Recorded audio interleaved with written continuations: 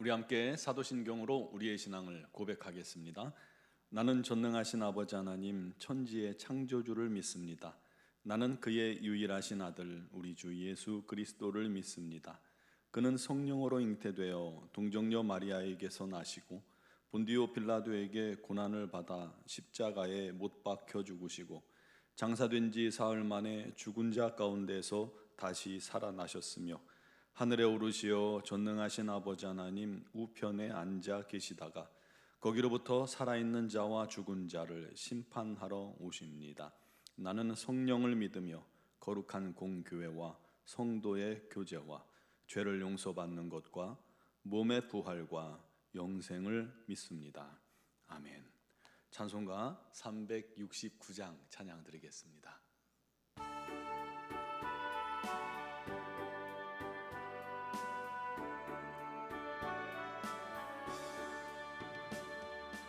죄짐 맡은 우리 구주 어찌 좋은 친군지 걱정 근심 무거운 짐 우리 주께 맡기세 주께 고함 없는 고로 복을 받지 못하네 사람들이 어찌하여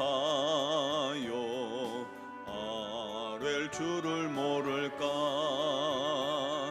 시험 걱정 모든 괴로움 없는 사람 누군가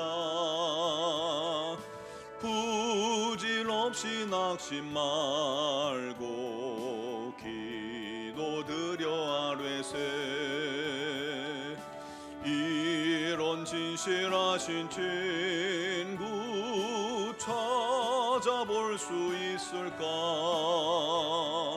우리 약함하시오니 어찌 아니하릴까 근심 걱정 무거운 짐 아니 진자 누군가 피난처는 우리 예수 주께 기도드리세 세상 친구 멸시하고 너를 조롱하여도 예수 품에 안기어서 참된 위로 받겠네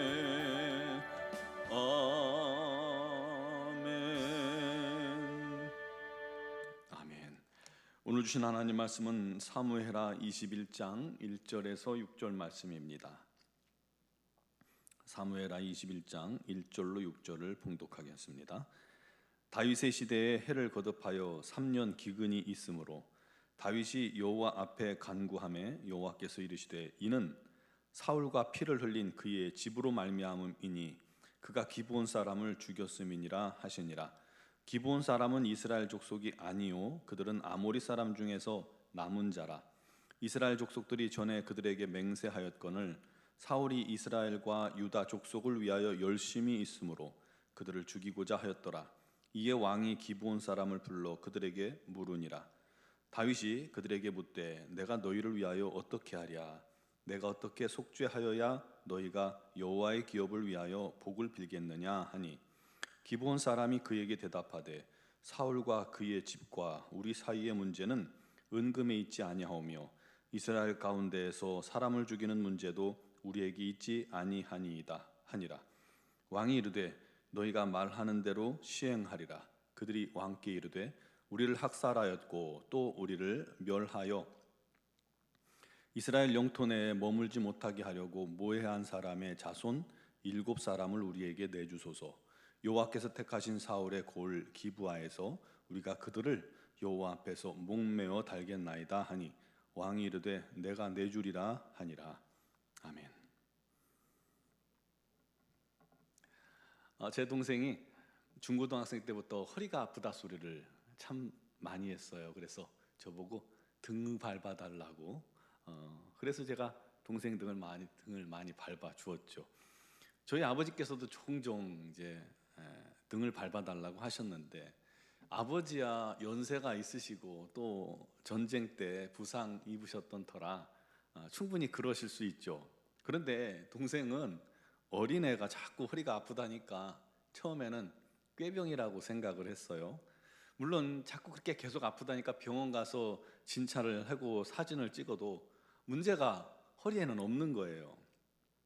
그럼에도 불구하고 매일 아파하니까 도대체 왜 그럴까 하고 의아해했었는데, 사실은 동생이 이 아래턱이 위턱보다 좀 더 나왔어요. 부정교합입니다. 그 때문에 어느 날 치과 병원에 갔는데, 가서 검사를 해보니까 의사가 대뜸 그러는 거예요. 너 허리는 안 아팠니? 깜짝 놀랐죠. 동생이 대답합니다. 아파요. 그걸 어떻게 하셨어요? 그때 의사가 말하기를 턱 관절과 허리 신경이 연결돼서 턱 관절이 문제가 생기면 허리가 아프단다. 그 얘기 듣는데 정말 새로운 눈이 열리는 듯한 그런 경험이었죠. 드디어 문제를 찾았으니 치료할 길이 열린 거예요. 그동안 치료할 길도 찾지 못하다가 말이죠. 그래서 턱을 치료하기 시작했고, 오랜 기간에 걸쳐서 턱이 치료되니까 허리가 아픈 것이 나았습니다. 문제가 있으면 그 원인을 찾는 것이 그래서 정말 중요하다는 사실을 제가 깨달았습니다. 이 다윗의 시대에 3년이나 연속 기근이 찾아옵니다. 가뜩이나 건조한 팔레스틴 지역 아닙니까? 그곳에 기근이 들면 재앙입니다. 큰 문제입니다. 그래서 다윗이 한 일이 뭐냐면 하나님께 기도하는 것입니다. 다윗답죠. 그랬더니 하나님께서 기근의 원인을 말씀해 주셨어요. 사울과 그의 아들들이 기브온 사람들을 학살했던 일 때문이라는 것입니다. 성경에는 그 사건에 대한 기록이 나와 있진 않아요. 그래서 정확히 언제 그랬는지는 모릅니다만, 기브온 사람들은 원래 가나안의 기브온 땅에 살던 사람들입니다. 그래서 그들은 가나안 정복 때 진멸의 대상들이었죠. 그런데 여호수아의 가나안 정복 당시에 이들이 살려고 자기들 변장을 합니다. 오랫동안 걸은 사람처럼 허름한 옷에 허름한 신발에 변장을 하고요, 먼 나라에서 자기들이 왔다라고 속이고 이스라엘 사람들과 화친을 맺자, 그렇게 조약을 신청을 합니다. 결국 그래서 그 당시에 여호수아가 확인도 하지 않고 여호와의 이름으로 이들과 약조를 맺었던 것입니다. 나중에 속은 줄 알았지만 이미 하나님의 이름으로 약조를 맺었으니 어떻게 해요? 방법이 없죠. 그래서 함께 살고 있었던 겁니다. 근데 그 사람들을 사울이 민족을 사랑하는 열심이 얼마나 컸는지 이방인 축출 목적으로 학살을 했던 겁니다. 많은 기브아 사람들이 학살당한 겁니다. 문제는 하나님의 이름으로 약속해 놓고 그걸 어긴 것은 변명의 여지가 없잖아요. 우리 하나님의 이름을 욕되게 한 그런 사건입니다. 결국 다윗은 그 자초지종을 듣고 기브온 사람들을 부릅니다. 그들과 협의를 합니다. 그리고 그들이 원하는 대로 학살의 원흉이었던 사울의 자손 7명을 내어줍니다. 물론 거기서 요나단의 아들 무비보셋은 뺐죠. 그 7을 기브온 사람들이 데리고 가서 목매달아 죽이고 시체를 치우지 않습니다. 원래 율법상으로 시체는 하루를 넘길 수 없지만 비가 올 때까지 3년 기근의 원인이었기 때문에 비가 올 때까지 시체를 치우지 않은 겁니다. 그런데도 비가 오지 않아요. 대신 아들을 하루아침에 잃게 된 사울의 첩 리스바라는 여인이 비가 쏟아질 때까지 시체를 짐승과 공중의 새들이 다가오지 못하도록 밤새 그걸 지키고 있는 거예요. 그 소식이 다윗에게 알려지자 다윗이 사울의 뼈와 요나단의 뼈를 가져다가 7명의 뼈와 함께 장사를 치러 줍니다. 그리고 우리가 읽지 않았지만 22절에 그 후에야 하나님께서 그 땅을 위한 기도를 들으시더라. 그래서 비를 내려주신 것입니다. 사랑하는 성도 여러분, 우리는 하나님과의 약속이나 소원에 매우 신중해야 합니다. 약속하고 하나님 앞에 서원했다면 반드시, 그리고 될 수 있으면 빨리 갚도록 노력하십시오. 하나님께서 서원과 약속을 찾으시기 때문입니다. 그것을 외면하면 기도 응답이 막히는 원인이 될 수 있고, 또 하나님과의 관계가 문제가 생길 수 있습니다. 가끔 보면 철없던 시절에 덜컥하니 서원을 해놓고 약속을 지키지 못한 경우가 있고, 그것 때문에 항상 마음에 거리낌이 있는 사람들이 있으실 거예요. 그 자체도 하나님 앞에 나아가서 회개하세요. 그때 잘못 서원을 너무 경솔하게 했다 하고 하나님 앞에 회개하세요. 그게 가장 좋은 방법입니다.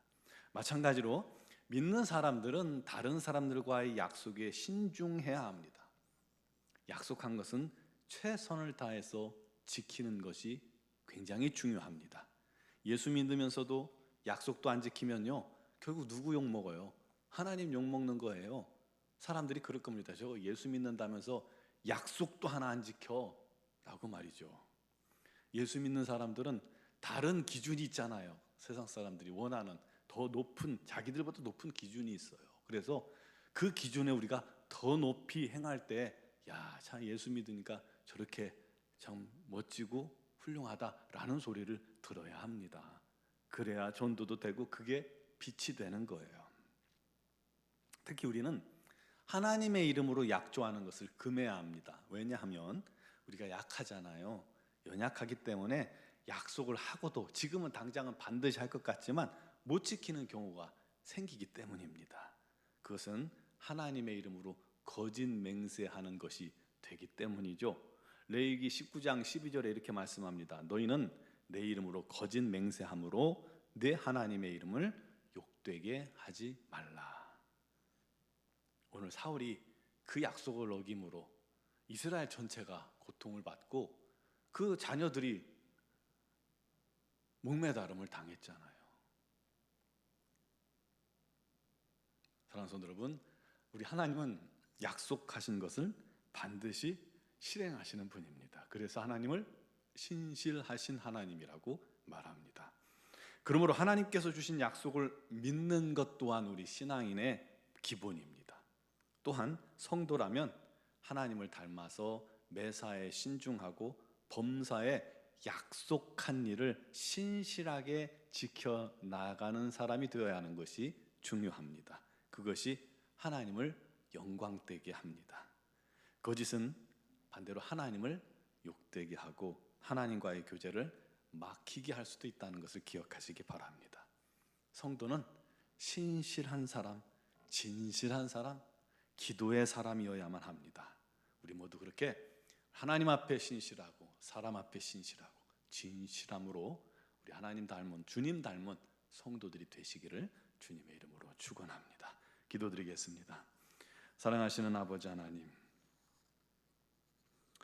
우리가 하나님과의 약속, 하나님과의 소원을 혹시 어긴 것이 있다면, 그것이 하나님과 성도들 사이에 문제가 있다면 드러내어 주시고 깨닫게 하여 주시고 그 문제가 해결되게 하여 주시옵소서.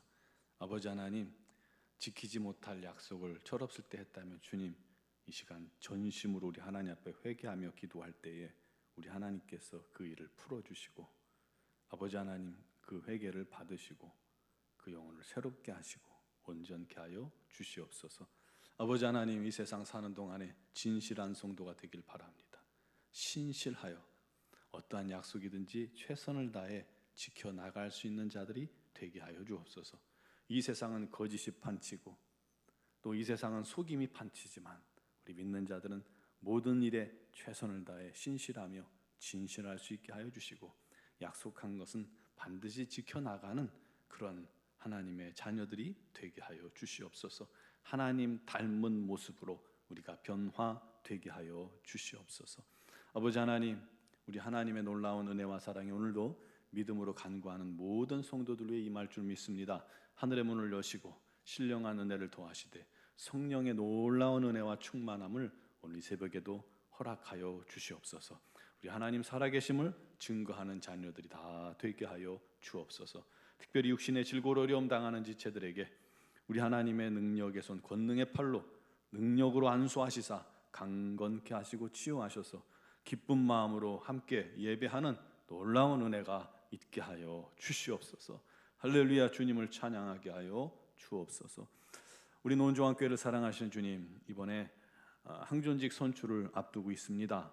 우리 하나님께서 원하시고 기뻐하시고 뜻하시는 귀한 일꾼들이 세워져 우리 논중앙교회가 더욱더 힘차게 우리 하나님께 영광 돌리며 우리 하나님의 뜻을 이루어가는 복된 교회가 되게 하여 주시옵소서.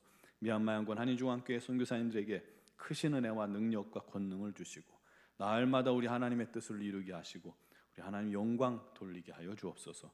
오늘 이 새벽에도 믿음으로 주 앞에 나온 모든 성도들 위해 우리 하나님께서 함께 하시고 응답하시고 역사하실 줄 믿사옵고 예수 그리스도의 이름으로 기도드리옵나이다. 아멘.